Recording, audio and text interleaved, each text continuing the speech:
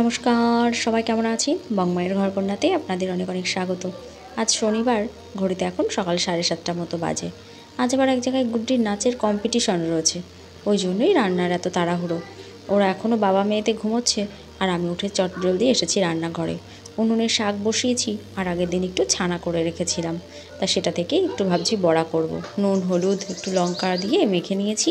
ভাত নেমে গেছে, দুপুরের জন্য শাক আর ছানার রসা করব। প্রোগ্রাম 10টা থেকে শুরু হওয়ার কথা। এটা তো একদম আমাদের দোকানের সামনে, তাই গুড্ডির বাপি যখন দোকানে যাই সেই টাইমে আমাদেরকে নিয়ে যাবে বলেছে। গুড্ডির নাচটা হবে ফ্রক পরে, তাই শাড়ি পরানোর কোনো ঝামেলা নেই। ও রেডি করতেও তাই খুব বেশি একটা টাইম লাগবে না। যে ফ্রকটা পরবে আর সাজগোজ যা কিছু সব কালকে রাত্রে রেডি করে রেখেছি। গুড্ডির বাপিও পারবে টুক করে ওটাকে রেডি করিয়ে দিতে। চলুন, শাক নেমে গেছে, এবার ছানাগুলো ভেজে রসাটা করে নিই। আগের বারও এই কম্পিটিশনে গেছিলো 10টা থেকে শুরু হওয়ার কথা, কিন্তু সেই প্রায় বেলা 12টার দিকে শুরু হয়েছিল। তাই এবারও ভাবছি একটু দেরি করেই বাড়ি থেকে বেরোবো। গতবার ওখানে গিয়ে অনেকটা সময় বসে থাকতে হয়েছিল। রান্নাটা সারা হলেই ভাবছি টুক করে একটু গরম জল করে গুড্ডিকে স্নান করিয়ে নিয়ে যাব, আর দুটো ভাতও খেয়ে যাবে। ওখানে গিয়ে একটু দেরি হলেও অসুবিধা নেই। নাচের মিসের ওখান থেকে গুড্ডি আর আরেকজন বোধহয় যাবে। খুব বেশি কেউ একজন নাম দেয়নি ওখান থেকে। ফর্মে বলা ছিল 2 মিনিটের গানে নাচতে হবে, তাই কালকে আবার একটা গানকে মিউজিকগুলো বাদ দিয়ে কেটে কেটে 2 মিনিটের মধ্যে এনেছি, সেটাতেই প্র্যাকটিস করিয়েছি। ফর্ম ফিল আপ বেশ কিছুদিন আগে হয়েছিল, তার ডেটটা ভুলে গেছিলাম যে কয় তারিখে ঠিক কম্পিটিশানটা। হঠাৎ মনে পড়লো, তা দেখলাম আর একটা দিন সময় আছে। নাচের ক্লাস তো সরস্বতী পুজোর জন্য ছুটি ছিল, তাই আর প্র্যাকটিসও হয়নি সেই রকমভাবে কিছু। তা একটা দিনের মধ্যেই কোনো রকম 2 মিনিটের মধ্যে গানটাকে রেডি করে গুড্ডিকে বেশ কয়েকবার প্র্যাকটিস করিয়েছি। ব্যাস, রান্নাটাও হয়ে গেল, এবার ঝটপট রেডি হতে হবে। উপরে এসে দেখি গুড্ডির বাপি গুড্ডিকে রেডি করাচ্ছে, ওই জন্য আর বেশি দেরি হলো না, ঝট করে আমিও রেডি হয়ে নিলাম। এবার গুড্ডিকে একটু খাইয়েই রওনা দেব। চুড়ি পরাতে গিয়ে দেখি চুড়িগুলো সব ছোট হয়ে গেছে। কোনো রকম জোর করে আজকের মতো ঢুকিয়ে দিলাম হাতে, তবে এরপর একদিন সময় করে বেরিয়ে কিছু চুড়ি কিনে ঘরে রাখতে হবে। এই যে আমাদের দোকানের সামনে চলেই এসেছি, আর 2 পা এগোলেই সেই লাইব্রেরি মাঠ যেখানে প্রোগ্রামটা হচ্ছে। বাড়ির ভেতরে ভালোই ঠান্ডা লাগছিল, কিন্তু রাস্তায় বেরিয়ে দেখছি আবহাওয়াটা পুরো অন্যরকম। রোদের বেশ তাপ রয়েছে, মানে ছাওয়ায় গেলে ঠান্ডা লাগছে, আবার রোদে আসলেও বেশিক্ষণ দাঁড়ানো যাচ্ছে না, এমন একটা আবহাওয়া। এই যে চলে এসেছি, ওর বাপি আমাদের নামিয়ে দিয়ে দোকান খুলবে, হয়ে গেলে টোটো করে বাড়ি ফিরবো।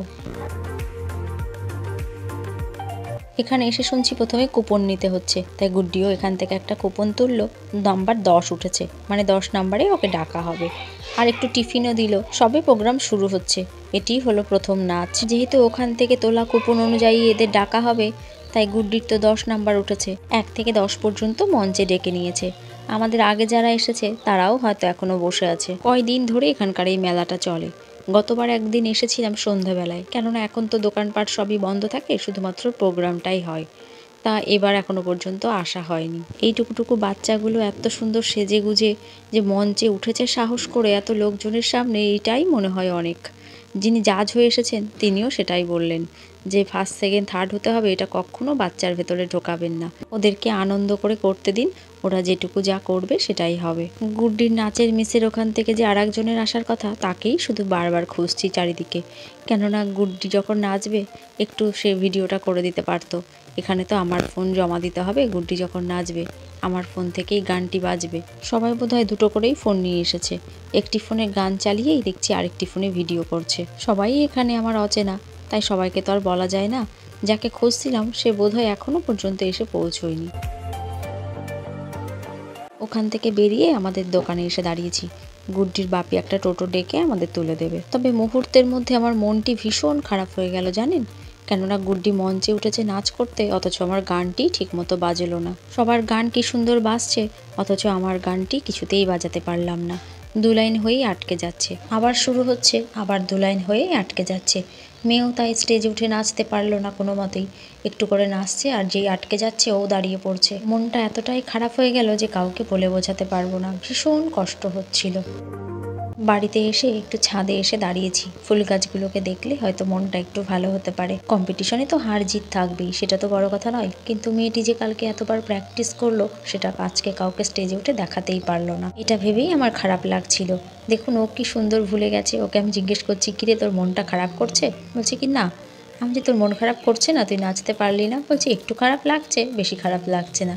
সত্যি এই জন্যই বলে সেই শিশুদের মন এত নিষ্পাপ, এত সরল, ওরা ওই জন্যই ফুলের মতো সুন্দর। আমার বাড়িতেই মনে হয়েছিল যে আমি বোধহয় গানটা ঠিকঠাক এডিট করতে পারিনি, গানটাকে মাঝে মাঝে কেটে কেটে জয়েন করেছি। তা যা বুঝলাম জয়েন্টের জায়গাগুলোতেই ডিস্টার্ব করছিল, আটকে যাচ্ছিল। আমিও খুব চেষ্টা করেছিলাম গানটাকে ঠিক করে রেডি করার, কিন্তু আমি তো ফোনে সেরকম কিছু বুঝি না খুব একটা, ওই জন্য কিছুতেই করে উঠতে পারছিলাম না। যেটুকু যা একটু এডিট করা শিখেছি ওটুকু দিয়েই কাজ চালায় আর কি নিজের। ভগবান তো যা করেন নাকি ভালোর জন্যই করেন, তা ভগবান বোধহয় আজকে আমাকে এটাই শেখালো যে এরম ভুল যেন আর কখনো না করি।